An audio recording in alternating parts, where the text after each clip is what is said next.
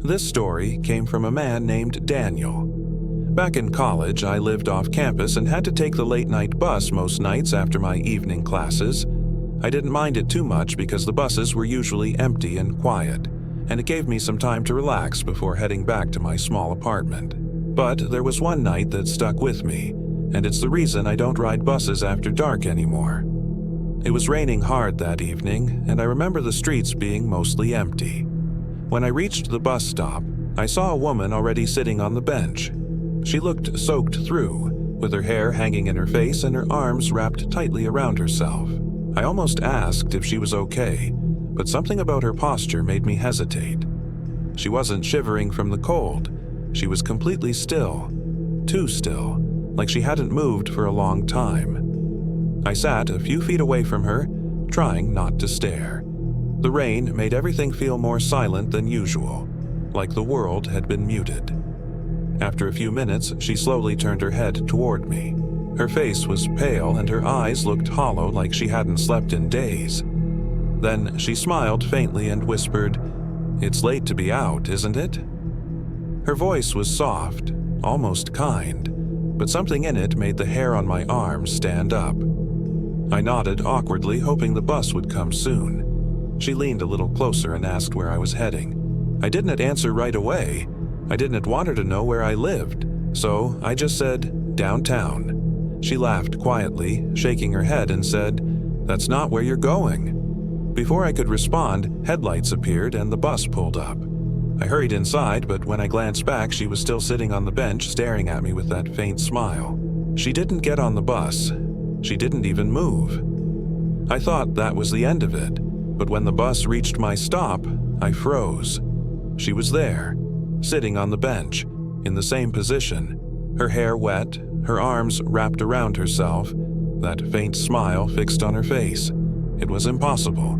There was no way she could have gotten there before me. I didn't get off the bus that night. I rode it all the way back downtown, too shaken to move.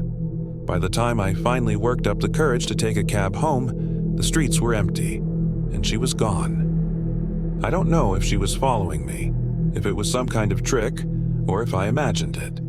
But even now, years later, whenever I see someone sitting alone at a bus stop in the rain, I feel that same fear crawl up my spine. This story was sent to me by a woman named Marissa. I used to take the bus home every night after my evening shift at a diner. I usually clocked out around 11 p.m., and by the time I walked to the bus stop, it was close to midnight. The stop itself wasn't in the best area. It was dimly lit with just one flickering streetlight, and there was a liquor store across the street that always had people hanging around outside. Still, I couldn't afford a car, and it was the only bus that would take me close to my apartment. Most nights, I would sit on the cold metal bench, headphones in, scrolling on my phone, and just wait quietly. A lot of the time, no one else would even be there, and I'd be relieved. But one night, I noticed a man standing a few feet away from me. He wasn't waiting for the bus, at least he didn't look like it. He just stood there, half in the shadows, staring in my direction. At first, I tried to ignore him, convincing myself he was just some random guy passing through. But then he shifted closer, slowly, almost testing how I would react. My stomach sank. I pulled out my phone and pretended to be on a call, hoping he would back off. Instead, he smiled. It wasn't a friendly smile. It was thin, tight, and unsettling, like he was amused by me. When the bus finally pulled up, I felt a wave of relief. I hurried inside and sat near the driver, thinking that would be the safest place. But as the doors were closing, the man jumped on too. He didn't pay for a ticket. He just walked down the aisle, his eyes locked on me the entire time, and sat across from me, leaning forward like he was studying me. The ride felt endless.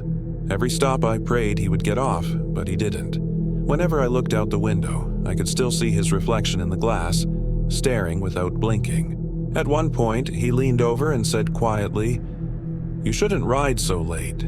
Bad things can happen." His voice was calm, but the way he said it felt like a warning, or maybe a threat.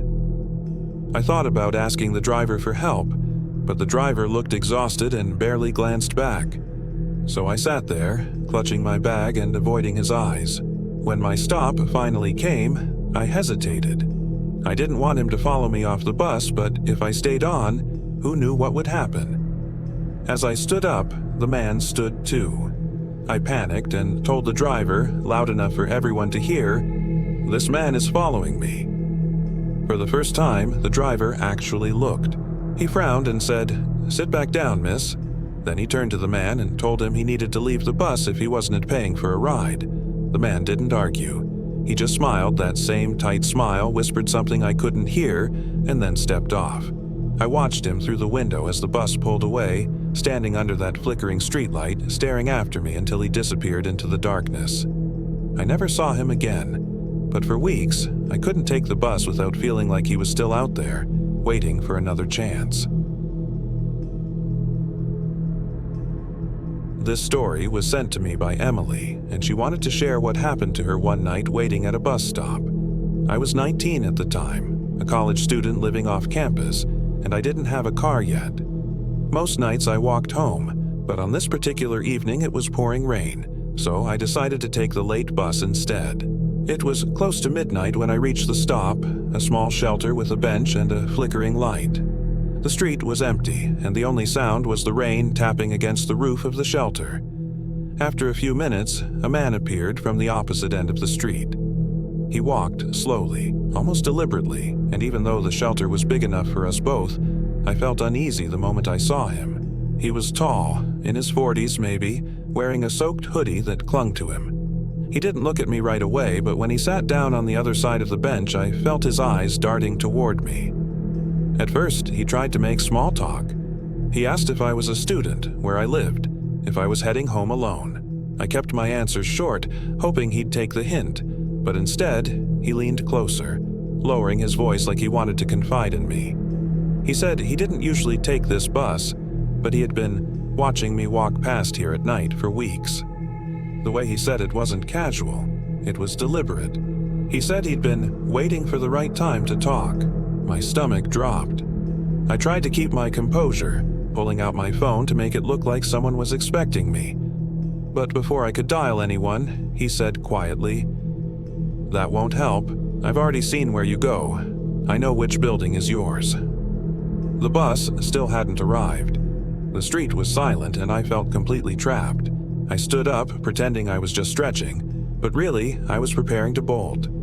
He stood up too, mirroring my movements. His smile was thin and unsettling, and he said, "You don't have to wait here. I can walk you home." Just then, headlights appeared at the end of the road. The bus was finally coming. I stepped toward it as it pulled up, but before I got on, the man leaned in close and whispered, "I'll see you again soon. Don't forget me." I sat near the driver the entire ride, my hands shaking. When I got off at my stop, I sprinted straight to my apartment, double-checked every lock, and barely slept that night. For weeks, I took different routes, sometimes walking extra blocks just to avoid that bus stop. I never saw the man again, but the memory of his words, "I know which building is yours," still haunts me.